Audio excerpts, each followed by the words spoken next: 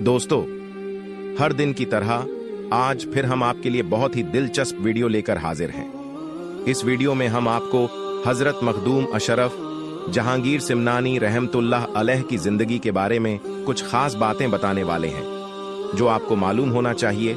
आपसे गुजारिश है, इस वीडियो को आखिर तक जरूर देखें। हजरत मखदूम अशरफ जहांगीर सिमनानी रहमतुल्लाह अलैह की विलादत मुबारक 712 हिजरी और मुताबिक 1312 ईस्वी को ईरान के शहर सिमनान में हुई। आपके वालिद का नाम सुल्तान इब्राहिम नूर बख्श है और आपकी वालिदा का नाम बीबी खदीजा बेगम है। उस अजीम शख्सियत को दुनिया आज मखदूम अशरफ जहांगीर सिमनानी के नाम से जानती है। हजरत मखदूम अशरफ के वालिद और वालिदा इबादत गुजार थे और अल्लाह के नेक वलियों में आपका शुमार था। हजरत मखदूम अशरफ जहांगीर सिमनानी के वालिदे मोहतरम वो सिमनान के बादशाह थे।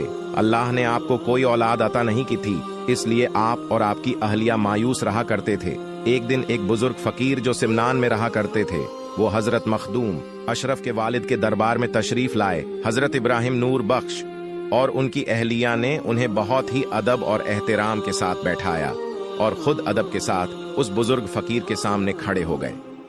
उस बुजुर्ग ने हजरत इब्राहिम नूर बख्श से पूछा, क्या आप अल्लाह ताला से चाहते हो कि वो आपको बेटा अता करे? हजरत इब्राहिम नूर बख्श और उनकी अहलिया बहुत खुश हुई, क्योंकि औलाद न होने से वो बहुत गमगीन रहा करते थे।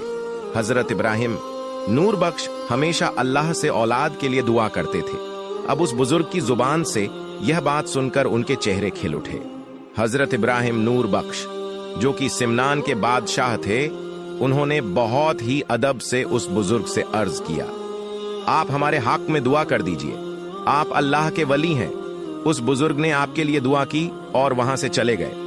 कुछ दिन के बाद सुल्तान इब्राहिम नूर बख्श ने ख्वाब में दोनों जहान के मालिकों मुख्तार हजरत मोहम्मद मुस्तफ़ा सल्लल्लाहु ताला अलैहि वसल्लम को देखा। प्यारे आका मोहम्मद मुस्तफ़ा सल्लल्लाहु ताला अलैहि वसल्लम ने फरमाया, ए इब्राहिम, तुम्हें अल्लाह ताला 2 बेटे अता करेगा।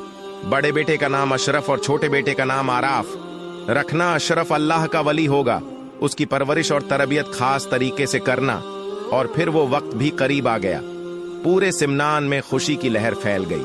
सिमनान को अब उनका बादशाह मिल चुका था। अब शहर सिमनान में हजरत मखदूम अशरफ जहांगीर सिमनानी रजी अल्लाह ताला अन्हो की आमद हो चुकी थी। दोस्तों, आपको बता दूं कि हजरत मखदूम अशरफ जहांगीर सिमनानी रजी अल्लाह ताला अन्हो का मुकम्मल नाम बहुत से लोग नहीं जानते हैं। आपका पूरा मुकम्मल नाम महबूबे यज़दानी हजरत मीर सैयद ओहदुद्दीन मखदूम अशरफ जहांगीर सिमनानी है। हजरत मखदूम अशरफ जहांगीर सिमनानी रजी अल्लाह ताला अन्हो को कई लकब से जाना जाता है। आपके मशहूर लकब जहांगीर गौसुल आलम महबूबे यज़दानी कुतुबुल कुबरा। हजरत मखदूम अशरफ सिमनानी की उम्र जब 4 साल 4 महीने की हो गई तो आपको रस्म बिस्मिल्लाह पढ़ाया गया और महफिल शमा का आगाज किया गया।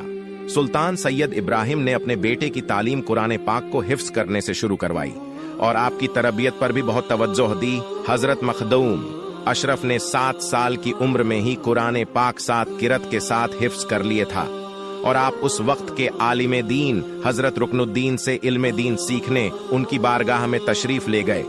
और जब आपकी उम्र शरीफ 15 साल की हुई तो आपके वालिद सुल्तान सैयद इब्राहिम नूर बख्श रहमतुल्लाह अलैह विशाल फरमा गए। इस तरह कम उम्र में सल्तनत सिमनान की जिम्मेदारी आपके ऊपर आ गई। आपने 10 साल सिमनान में हुकूमत करने के बाद बादशाहत अपने छोटे भाई को सौंपने का इरादा कर लिया और अपनी वालिदा से अर्ज किया कि ऐ माँ, अब मैं सिमनान पर तो हुकूमत कर चुका हूँ, अब मैं अल्लाह के लिए दीन इस्लाम की खिदमत के लिए दूसरे मुल्क जाना चाहता हूँ। वो माँ जो खुद वली कामिल थी, अपने बेटे को रोक न सकी। माँ ने कहा, ठीक है, तुम इस्लाम की तरबियत के लिए जाओ। माँ की बातों को मानते हुए अपने मुल्क की सरहद की तरफ सफर किया। आपकी माँ ने आपके साथ बहुत से सैनिकों को भेजा। आप अपनी माँ की बात मानते हुए सैनिकों के साथ सरहद तक आए और फिर आपने सैनिकों से फरमाया कि मैं किसी मुल्क पर कब्जा करने नहीं जा रहा हूँ, मैं लोगों के दिलों पर राज करने जा रहा हूँ। इसके लिए फौज की जरूरत नहीं, आप लोग वापस चले जाइए। आपकी बात मानते हुए बहुत से सैनिक सिमनान चले गए। हजरत मखदूम अशरफ सिमनान छोड़ने के बाद बुखारा की तरफ अपने 2 सैनिकों के साथ चल दिए और आप सफर करते हुए 6 महीने के बाद बुखारा पहुंचे और समरकंद होते हुए भारत की तरफ आए। यहाँ उनकी मुलाकात मखदूम जलालुद्दीन बुखारी से हुई, जो जहानिया जहान गस्त के लक़ब से मशहूर थे।